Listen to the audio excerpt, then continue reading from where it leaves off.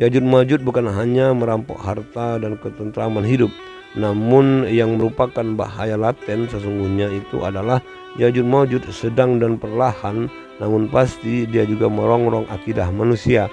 Bukan hanya akidah umat Islam tapi semua umat beragama. Untuk itu jihad yang sesungguhnya adalah membangun benteng iman setebal mungkin, sehingga apapun bentuk rongrongan Ya'juj Ma'juj itu kita akan tegar bertahan dan mempertahankan keimanan kita ke tingkat nyawa kita sebagai taruhannya.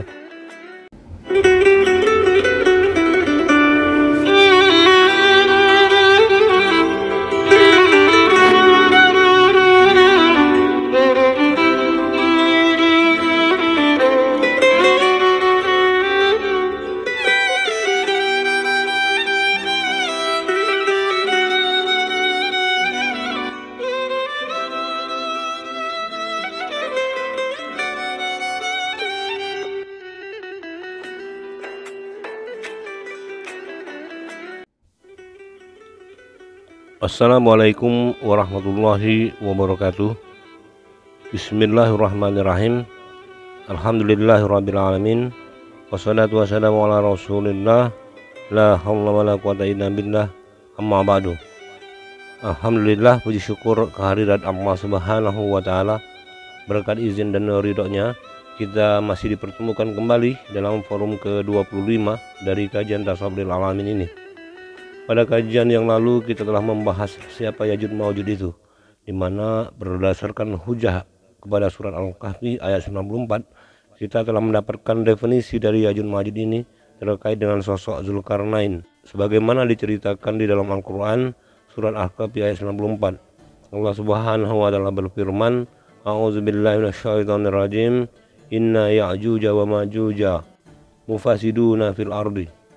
Sesungguhnya Ya'juj dan Ma'juj itu makhluk yang membuat kerusakan di bumi. Secara definitif Al-Quran menjelaskan dengan tegas siapa itu Ya'juj Ma'juj, yaitu sebangsa makhluk yang suka membuat kerusakan di bumi. Bicara definisi makhluk, maka bisa jadi bangsa manusia, bangsa jin atau binatang. Namun terkait dengan Zulkarnain pada ayat yang menjelaskan Ya'juj Ma'juj ini, yang adalah sosok manusia yang akan melawan Ya'juj Ma'juj tersebut, dan bumi sebagai tempat terjadinya kerusakan yang dimaksud, maka logikanya adalah bahwa sosok Ya'juj Ma'juj tersebut telah menunjuk kepada sosok manusia. Sahabat sekalian, mengulang penjelasan definisi Ya'juj Ma'juj ini karena sebagian dari teman-teman kita ada yang berpendapat bahwa Ya'juj Ma'juj itu tentaranya Dajjal, di mana Dajjal itu sendiri dalam pendapat mereka adalah sosok setengah manusia setengah binatang. Seperti sosoknya Dajjal, yaitu makhluk setengah manusia setengah binatang. Pengulangan definisi ini untuk mengkontrol pendapat tersebut. Sungguh pendapat semacam ini adalah ilusi yang lebih kepada khayalan belaka seperti di film-film. Kemudian penjelasan tentang definisi terkait figur Ya'juj Ma'juj ini sekaligus untuk menyambungkan kajian kita yang lalu dengan kajian kita kali ini. Pada kajian kita yang lalu kita sudah membahas tentang siapa figur Ya'juj Ma'juj ini yang telah muncul di abad sebelum Masehi dan abad pertengahan.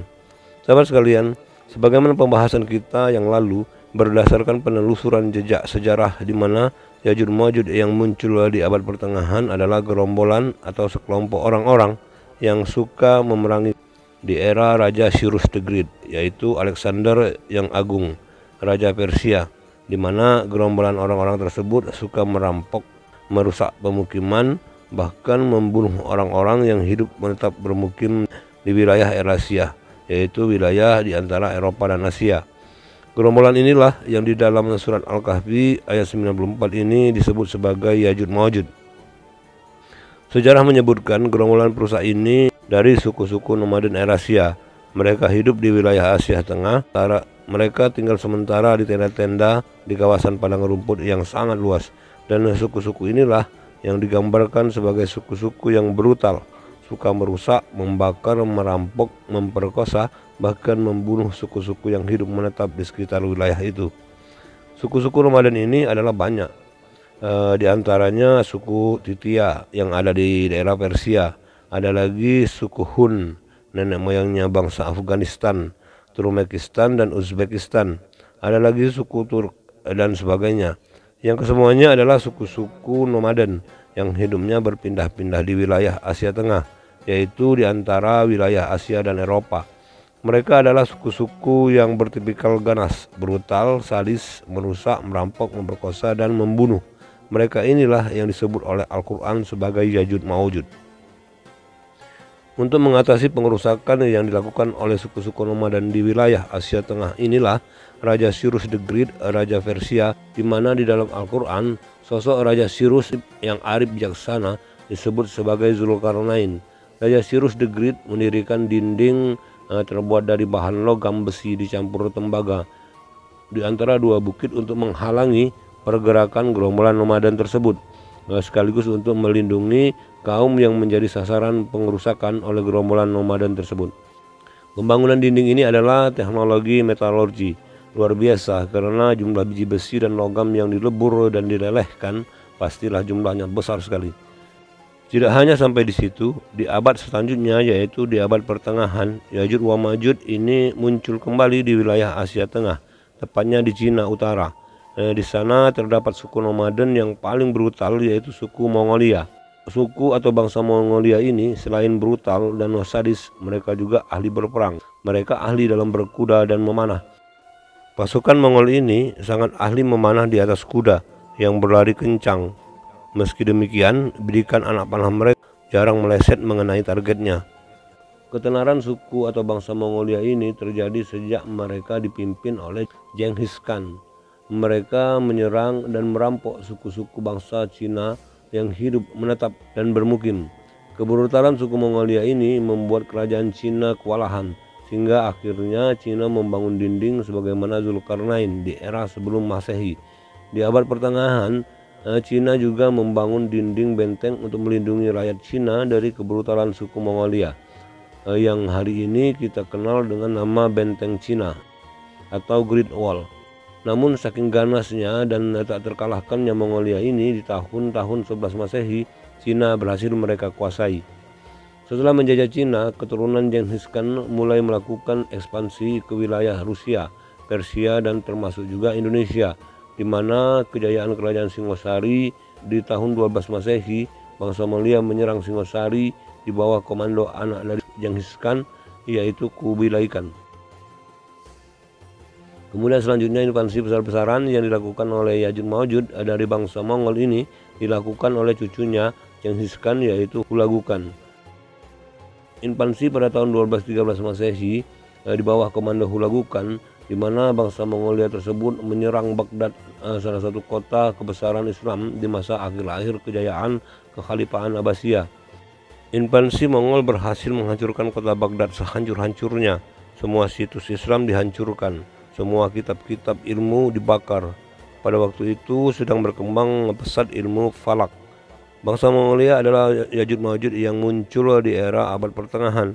Yang sebelumnya di abad sebelum Masehi, Yajud Ma'ujud ini dari suku-suku nomaden di wilayah Eurasia di era Cyrus the Great yang dikisahkan dalam ayat 83 sampai 94 surat Al-Kahfi yang menceritakan tentang Yajud Ma'ujud tersebut. Sahabat sekalian, selanjutnya di awal abad modern, yaitu di awal abad 20, kelompok yang suka membuat kerusakan yang disebut dengan Yajud Ma'ujud ini muncul kembali, yang kerusakannya berskala dunia, yaitu dalam Perang Dunia I dan Perang Dunia Kedua. Sejarah Perang Dunia Pertama bermula pada tahun 1914 setelah pembunuhan Archduke Franz Ferdinand dari Austria. Pembunuhannya memicu perang di seluruh Eropa yang berlangsung sampai 1918 dan kemudian dikenal sebagai Perang Dunia Pertama. Selama Perang Dunia Pertama, Jerman, Austria, Hungaria, Bulgaria, dan Kekaisaran Ottoman sebagai blok sentral perang melawan blok sekutu yang terdiri dari Inggris Raya, Prancis, Rusia, Italia, Romania, Jepang, dan Amerika Serikat. Menurut ensiklopedia, Perang Dunia Pertama adalah salah satu titik penting dalam sejarah geopolitik abad ke-20. Perang Dunia Pertama menyebabkan jatuhnya 4 dinasti kekaisaran besar, yakni Jerman, Rusia, Austria, Hungaria, dan Turki.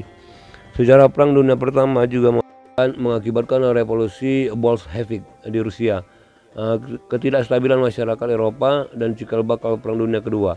Ketegangan sudah terjadi di Eropa, terutama di kawasan Balkan.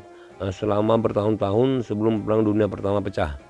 Mengutip laman History, sejumlah aliansi yang melibatkan negara kuat Eropa, Kekaisaran Ottoman, Rusia, dan pihak-pihak lain sudah ada selama bertahun-tahun.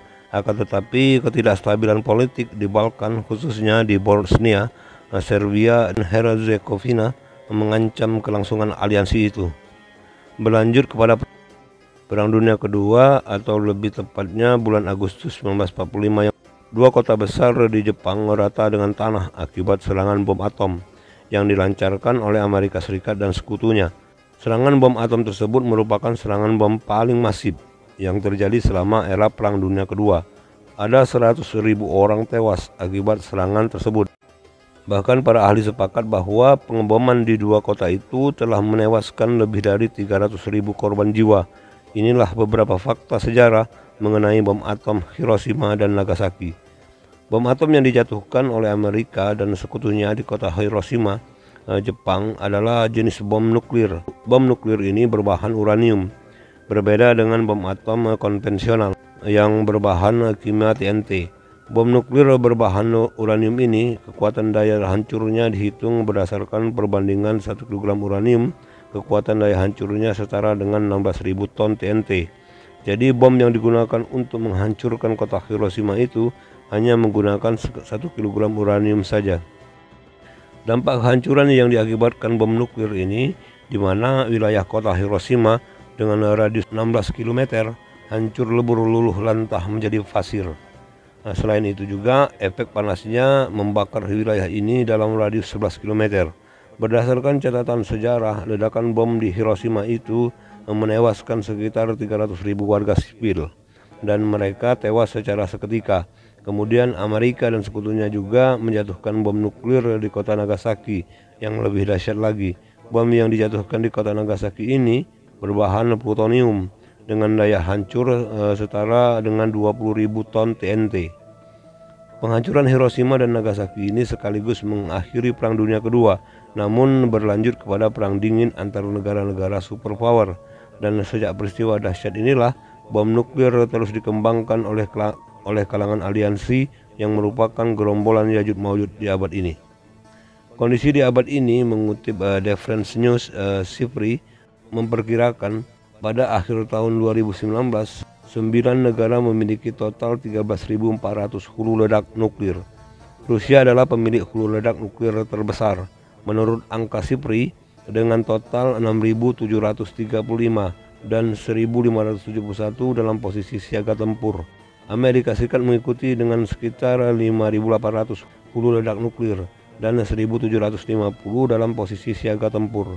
Kemudian di tempat ketiga adalah Inggris yang memiliki 250 hulu ledak nuklir dengan 120 dalam posisi siaga tempur. Di posisi keempat adalah Prancis yang punya 290 hulu ledak nuklir dan 280 dalam posisi siaga tempur. Sementara Cina mempunyai 320 hulu ledak nuklir, Pakistan 160, India 150, Israel 90 dan Korea Utara 30-40. Saat ini terdapat lebih kurang 14.300 hulu ledak nuklir yang tersebar di 9 negara aliansi. Jika berkaca pada kejadian pengeboman kota Hiroshima dan Nagasaki dengan hanya menggunakan 2 bom nuklir, itu artinya dengan hulu ledak nuklir berjumlah 14.300 bisa kita bayangkan berapa banyak kota yang bisa dihancurkannya. Berdasarkan data yang dirilis oleh Sifri, Amerika pernah melakukan uji coba hulu ledak nuklirnya. Anda tahu berapa kekuatan daya hancurnya? Bom nuklir tersebut memiliki daya penghancuran sebesar 15 megaton TNT. Ini artinya satu hulu ledak nuklir bisa meluluh lantahkan 900 kota lebih. Subhanallah. Jika satu hulu ledak nuklir bisa menghancurkan 900 kota, maka 14.300 hulu ledak yang sudah ada bisa menghancurkan seluruh daratan di muka bumi ini. Sahabat sekalian, jika di masa lalu penghancuran oleh Yajud Ma'jud terjadi di daratan, maka sejalan dengan ayat Al-Quran bahwa kehancuran yang akan terjadi itu bukan hanya di daratan, tetapi juga di lautan. Sebagaimana Allah Subhanahu wa taala berfirman, A'udzubillahi minasyaitonirrajim, Zaharal fasadu fi barri wal bahri bima kasabat aydina si lijuzikahum ba'dallazi amiru la'annahum yarji'un, yang artinya telah tampak kerusakan di darat dan di lautan disebabkan oleh perbuatan tangan manusia. Allah menghendaki agar mereka merasakan sebagian dari akibat perbuatan mereka, agar mereka kembali ke jalan yang benar. Rusia berencana untuk menguji kapal selam tak berawak berhulu ledak nuklir di perairan Kutub Utara. 1 tahun setelah kecelakaan rudal bertenaga nuklir yang fatal menyebabkan lonjakan radiasi di kota tersebut, Rusia membuat drone berbentuk seperti torpedo raksasa untuk membawa hulu ledak nuklir seberat hingga 2 megaton. Analis senjata menyebutkannya sebagai senjata nuklir hari kiamat. Sahabat sekalian, dengan memperhatikan realitas skala dunia terkait potensi jihad melawan Ya'juj Ma'juj yang diasosiasikan sebagai kelompok aliansi modern hari ini, maka berpikir atau beranggapan bahwa perang melawan Ya'juj Ma'juj di era modern ini dan era milenial ini dengan bersenjatakan pedang dan panah, sepertinya itu tidak lagi mungkin. Allah titipkan akal kepada kita bukan hanya untuk mengunci imajinasi yang ada di dalam akal itu sendiri kepada kejadian di masa terdahulu, tetapi akal yang dititipkan itu untuk membaca dan memahami realitas kehidupan ke depan dengan bentuk ayat-ayat kauniyah yang Allah hamparkan di daratan dan di lautan. Logikanya adalah apapun perkara yang bakal terjadi nanti, keberadaannya adalah di hadapan, sedangkan semua yang telah berlalu maka keberadaannya di belakang dan hanya berupa kisah-kisah sebagai peringatan saja. Dalam artian masa depan itu kondisinya tidak akan sama persis seperti kemarin. Di masa prasejarah manusia membunuh menggunakan batu. Di era Masehi perang sudah menggunakan peralatan dari besi, dan di awal masa modern sudah menggunakan mesyu dan bom atom seperti di Hiroshima dan Nagasaki. Jadi kalau ada pendapat yang mengatakan perang di masa depan menggunakan panah dengan berhujah kepada 1-2 hadis, sepertinya pendapat seperti ini perlu kita kritisi. Berdasarkan penelusuran yang saya lakukan, setidaknya ada 2 hadis yang banyak dijadikan hujah oleh sebagian saudara-saudara kita muslim yang mereka asumsikan sebagai sikap menghadapi perang akhir zaman atau perang melawan Ya'juj Ma'juj, seperti hadis berikut ini. An Abi Hurairah qala Rasulullah sallallahu alaihi wasallam ana antira iraku dirhamaha wa bizaha wa mana'ati mumudyaha wa dinaroha wa ma'at misru iradabbaha wa dinaroha wa udadatum min haisu bada'atum wa udatum min haisu bada'atum wa udatum min haisu bada'atum, yang artinya dari Abu Hurairah berkata, Irak menahan dirham dan takarannya, Syam menahan mud dan dinarnya, Mesir menahan timbangan dan dinarnya. Kalian kembali seperti sedia kala, kalian kembali seperti sedia kala, kalian kembali seperti sedia kala. Hadis riwayat Muslim. Hadis ini banyak dikaitkan dengan perang akhir zaman dalam konteks perang mata uang. Pengulangan kata kalian kembali seperti sedia kala diasosiasikan lebih kepada perkara harfiah seperti alat tukar atau mata uang. Kata menahan dalam hadis ini terkait mata uang dinar dirham dan timbangan memiliki artian yang sangat relatif. Kita butuh hadis-hadis yang lain yang senada untuk menarik kesimpulannya. Kemudian di hadis yang kedua, ala Abi Hurairah qala Rasulullah sallallahu alaihi wasallam bada al-islamu ghariban wa sayaudu kama bada'a ghariban fazuba lil ghurabai, yang artinya dari Abu Hurairah dia berkata, Islam muncul dalam keadaan asing dan ia akan kembali dalam keadaan asing, maka beruntunglah orang-orang yang terasing. Hadis riwayat Muslim. Ditinjau dari sudut pandang lain, misalnya tentang perang akhir zaman, maka ada yang mengatakan kala itu segala jenis senjata canggih tidak dipakai lagi. Saat itu orang-orang akan menggunakan alat-alat tradisional seperti pedang, panah, dan tombak. Asumsi ini berlandaskan pada beberapa ayat dan hadis Nabi, di mana Allah Subhanahu wa taala memerintahkan berjihad dengan menggunakan kuda, dan Rasulullah memerintahkan umatnya untuk belajar berenang dan memanah. Kemudian disandarkan kepada ayat Al-Qur'an berikut ini. Allah Subhanahu wa taala berfirman, A'udzu billahi minasyaitonir rajim. وأعدوا لهم ما استطعتم من قوة ومن رباط الخيل ترهبون به عدو الله وعدوكم وآخرين من دونهم لا تعلمونهم الله يعلمهم وما تنفقوا من شيء في سبيل الله يوفى إليكم وأنتم لا تظلمون, yang artinya, dan persiapkanlah dengan segala kemampuan untuk menghadapi mereka dengan kekuatan yang kamu miliki, dan dari pasukan berkuda yang dapat menggentarkan musuh Allah, musuhmu dan orang-orang selain mereka yang kamu tidak mengetahuinya, tetapi Allah mengetahuinya.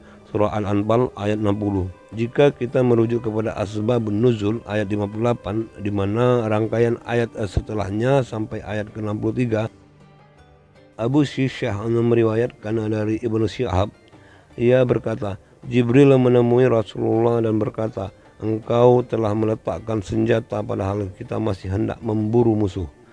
Keluarlah, sesungguhnya Allah telah memerintahkanmu untuk memerangi Quraisyah, dan Allah menurunkan firman-Nya mengenai mereka. Dan jika engkau Muhammad khawatir akan terjadinya pengkhianatan dari suatu golongan.